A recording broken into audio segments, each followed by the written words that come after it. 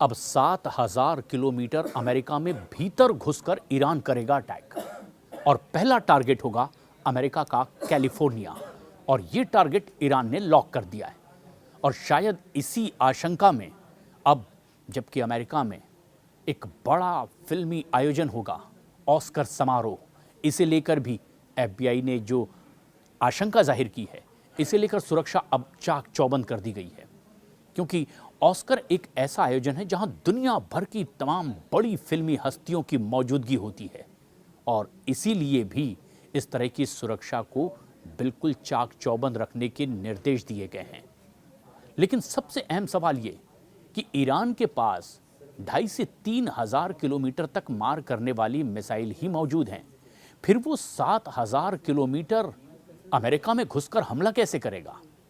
और इसके लिए जो आशंका जाहिर की गई है, जो खुफिया रिपोर्ट आ रही है, उसके मुताबिक जो ऐसे स्पेशल ऑपरेशन के जांबाज तैयार किए हैं ईरान ने अपनी तरफ से, वो ऐसे मिशन को अंजाम देंगे। यानी ख़ास तौर पर अब कुछ ऐसे सैनिकों के तैयारी है इस्तेमाल की जो अमेरिका के नज़दीक पहुंचकर कैलिफोर्निया पर अटैक करेंगे। और ये बड़ी आशंका अमेरिका के लिए। वैसे ईरान युद्ध के 2 हफ्तों में ही अब ये साबित हो गया है कि ईरान को कमज़ोर समझना अमेरिका और इजराइल की बहुत बड़ी भूल रही है। भले ही आधा ईरान अब तक के हमलों से तबाह हो चुका है, लेकिन पलटवार भी कर रहा है और अकेला ईरान कई देशों पर हमले कर रहा है। पश्चिम एशिया के देशों में मौजूद अमेरिका के हर सैन्य अड्डे को ईरान तबाह कर रहा है, जबकि इजराइल की राजधानी तेल अवीव समेत 10 शहरों को अपने मिसाइल और ड्रोन अटैक से ज़बरदस्त नुकसान ईरान पहुंचा रहा है। अब दावा तो यहां तक किया जा रहा है कि ईरान अब अमेरिका में सीधे घुसकर सीने पर वार करना चाहता है। राष्ट्रपति ट्रंप की इस खबर ने होश उड़ाकर रख दिए। अमेरिका की खुफिया एजेंसियों के हवाले से जो खबर सामने आई है, उसके मुताबिक ईरान ने अमेरिका के कैलिफोर्निया पर बहुत बड़ा हमला करने की तैयारी कर ली है। और दावा यहाँ तक है कि भले ही ईरान के पास 7,000 किलोमीटर तक मार करने वाली मिसाइलें या फिर ड्रोन मौजूद ना हों, लेकिन ईरान के स्लीपर सेल अमेरिका के करीब किसी भी जहाज से या फिर गुप्त स्थान से एक बड़ा ड्रोन हमला या मिसाइल अटैक कर सकते हैं। इधर अमेरिका ने भी एक बार फिर से बमों के ट्रक के नाम से मशहूर अपने बम वर्षक B-1B से हमले की तैयारी शुरू कर दी है। अब कुल मिलाकर देखा जाए तो अभी तक के युद्ध में ऐसा लग रहा है कि ट्रंप क्या इस जंग में अब कुछ नया फैसला ले सकते हैं, क्या कुछ कदम वो पीछे हटा सकते हैं, और नेतन्याहू का इजराइल इस जंग में क्या ऐसा करने पर बहुत बुरी तरह से फंस जाएगा।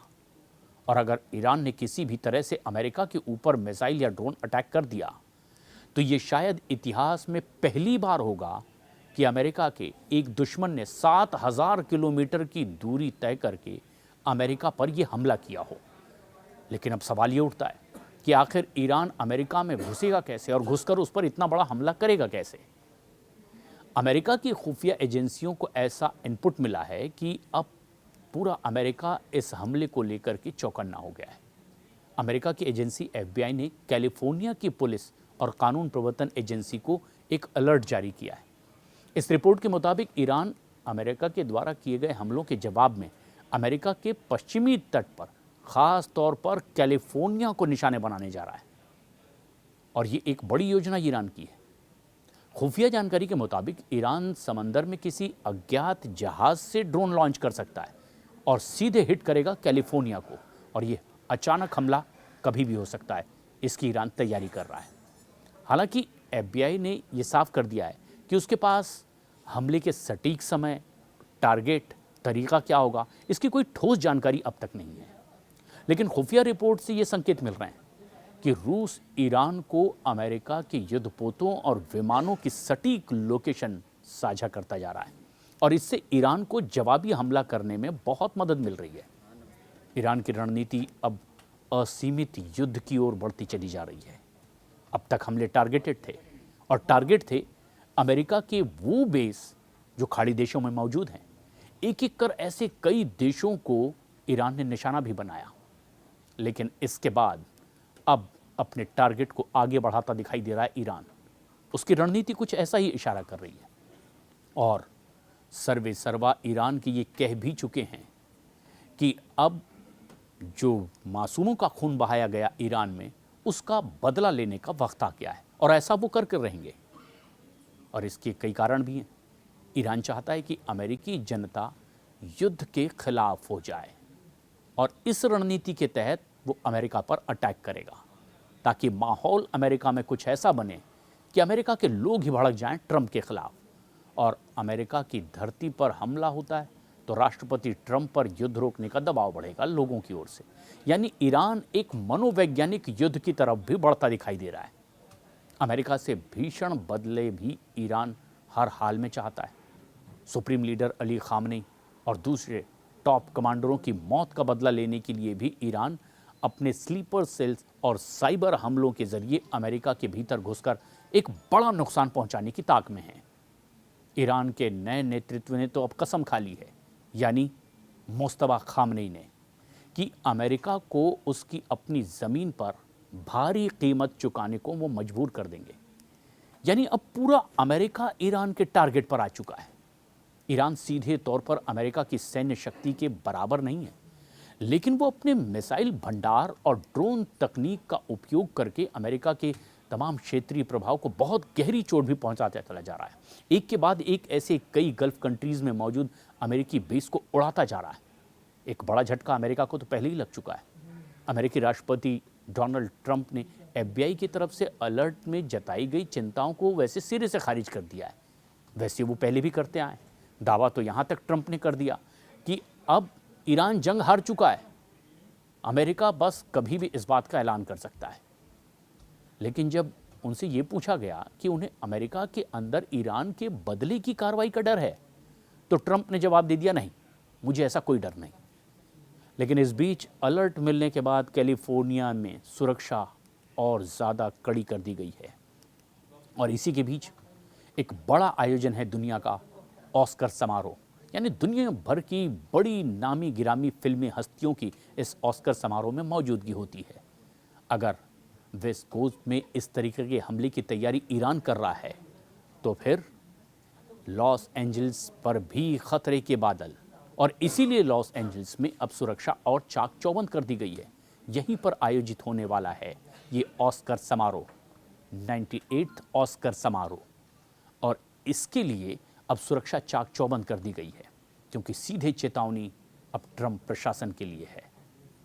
भले ही युद्ध में ईरान को अब तक बहुत ज़्यादा नुकसान हो चुका है, लेकिन उसके लड़ाकू तेवर और तूफानी पलटवार इजराइल और पश्चिम एशिया के देशों में मौजूद अमेरिकी सैन्य अड्डों को बुरी तरह से तबाह भी करते चले जा रहे हैं। और ऐसा तब हो रहा है जब ईरान के मिसाइल और ड्रोन हमलों को रोकने के लिए अमेरिका और इजराइल ने मिलकर के 7 लेयर वाला एयर डिफेंस लगा रखा है।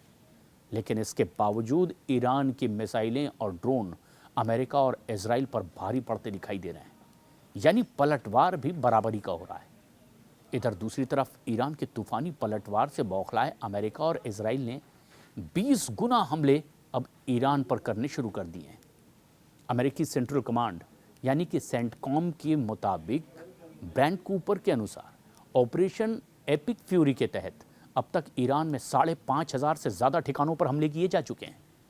इजराइल और अमेरिका ने जो ये जॉइंट ऑपरेशन चलाया, इसमें ईरान के 17 में से 10 वायुसेना अड्डों को और कई ऐसे जो अंडरग्राउंड मिसाइल सेंटर हैं उन्हें निशाना बनाया गया है। इजरायली वायुसेना ने लेबनान में हज़ारों हमले किए और इसमें ख़ास तौर से दक्षिणी बेरूत, दहिए और दक्षिणी लेबनान में हिजबुल्लाह के कमांड सेंटरों और हथियारों के गोदामों को भी निशाना बनाया है।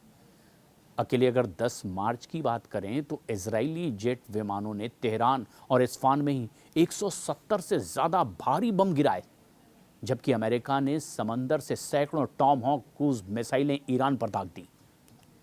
ईरान की गहराई में बने कई बंकरों को नष्ट करने के लिए 2000 पाउंड के दर्जनों बंकर बस्टर बमों का इस्तेमाल किया गया। तो सुप्रीम लीडर अली खामनेई की मौत के अलावा ईरान के लगभग 3000 सैनिक मारे जा चुके हैं उनकी नौसेना के 50 से ज़्यादा जहाज डुबो दिए गए हैं। ईरान की मिसाइल दागने की ताकत भी अब 60% नष्ट की जा चुकी है। लेबनान में मरने वालों की भी संख्या 630 के पार पहुंच गई है। करीब 8 लाख लोग वहां से विस्थापित हुए। और अब ऐसे हालात में अगर ईरान अमेरिका के कैलिफोर्निया पर हमला करने में कामयाब हो गया तो ये तय है कि ईरान ये साबित कर देगा कि ईरान पर अमेरिका और इजराइल का हमला सबसे बड़ी और गंभीर चूक थी।